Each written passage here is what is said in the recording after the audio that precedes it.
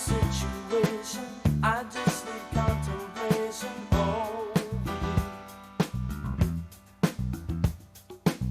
I'm not so systematic. Avec Anissa, on va s'intéresser effectivement à tous ces jeunes qui se sentent très impliqués par l'avenir de la planète. On l'a vu le 16 mars dernier, lors de la marche du siècle. Et ils étaient des centaines de milliers en France à manifester, parmi lesquels des dizaines de milliers de jeunes, effectivement, très, très, très motivés pour sauver leur planète. Et on les comprend parce qu'on ne les a pas franchement aidés. Eh bien, on va découvrir justement, grâce à vous, Anissa, une école qui porte entre autres les valeurs qui étaient dans la rue il y a 15 jours. Ah ben, tout à fait, qui les porte. Alors en fait, elle ne les porte pas seulement. On va dire qu'elle les défend catégoriquement et essentiellement. Cette école se trouve à Londres, à Lyon, pardon.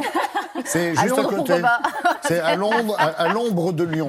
Elle se trouve à Lyon. Elle s'appelle Supécolidaire et c'est un établissement d'enseignement supérieur exclusivement dédié à l'écologie, à la solidarité et à la citoyenneté. C'est quand même assez joli. Et c'est la première et seule école en France dont l'enseignement est dédié à ces domaines, ces matières-là. Alors, vous pensez bien qu'avec un fil rouge de ce type-là, les étudiants qui sont là ne passent pas par là par hasard, hein.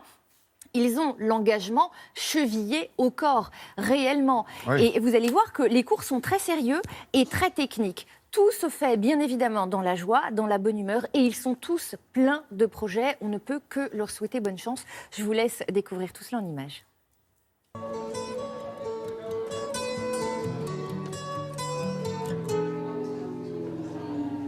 Here comes the sun. Here comes the sun.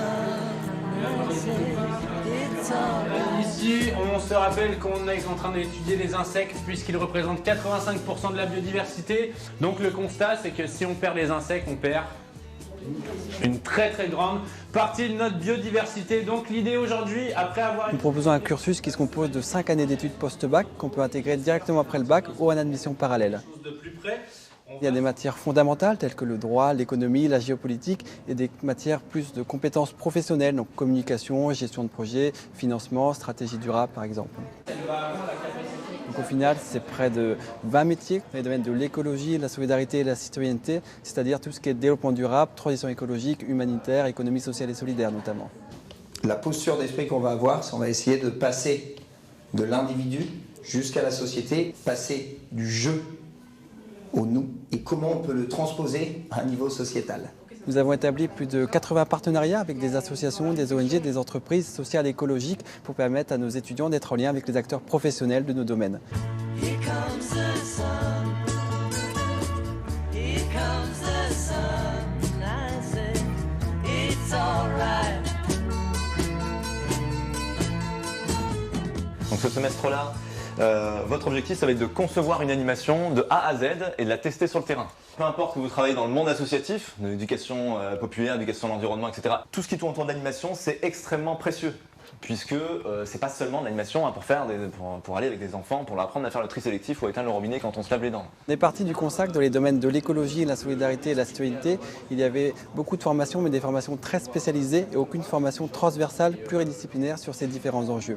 Donc l'idée, c'est d'avoir un cursus entièrement dédié à la transition écologique, solidaire et citoyenne. Puisse continuer à occuper un écosystème au complet et vous allez devoir et protéger le milieu humide et protéger le milieu terrestre. Et vous vous rappelez de quand on a parlé des écosystèmes, est-ce que les écosystèmes ils ont des limites bien définies?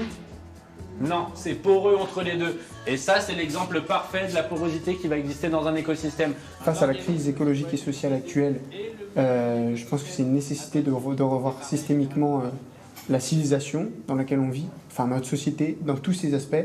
Et moi, ce qui m'intéresse beaucoup dans cette école, c'est l'aspect pluridisciplinaire. C'est-à-dire qu'on va faire de l'écologie, l'étude des milieux, voilà, assez scientifique. À côté de ça, de la géopolitique, de l'économie, ou des choses bien plus techniques et bien plus précises, des cours voilà, assez précis comme ça. On retrouve des jeunes qui ont un profil très varié, aussi bien au niveau des bacs que des domaines d'années d'études antérieures, mais qui se retrouvent ici parce qu'ils ont les mêmes convictions, l'envie de s'engager pour un monde meilleur et qui souhaitent se professionnaliser dans les domaines de la transition écologique et solidaire. Je crois que finalement, on est tous là pour espérer un virage à 180 degrés en fait. Donc avoir une société soutenable. On a besoin de très peu en fait pour vivre, on a besoin de manger, dormir, boire, être aimé et avoir des relations sociales satisfaisantes. Tu te rends compte ? Bon, à ces élèves, moi, je trouve Ah ouais. une grande maturité, en fait. Mais quelle maturité! C'est pour ça que tout à l'heure, je vous disais, ils ont l'écologie vraiment chevillée au corps. Ils maîtrisent le sujet, techniquement et même matériellement. Ils ont un avenir assuré, J'allais vous poser j'espère. la question, on espère tous, mais c'est vrai, est-ce que cette école est reconnue? Est-ce que c'est délicat? Comment Ils ça se travaillent passe? déjà en Pour partie. quel boulot? Je veux dire, Alors, ils forment à 20 métiers. Vous avez des cadres, vous avez des gens qui seront sur le terrain et vous avez des gens qui seront derrière les bureaux à gratter éventuellement les futures conventions. Vous avez vraiment de tous les métiers. Donc, la formation dure 5 ans, le directeur le disait pendant le reportage.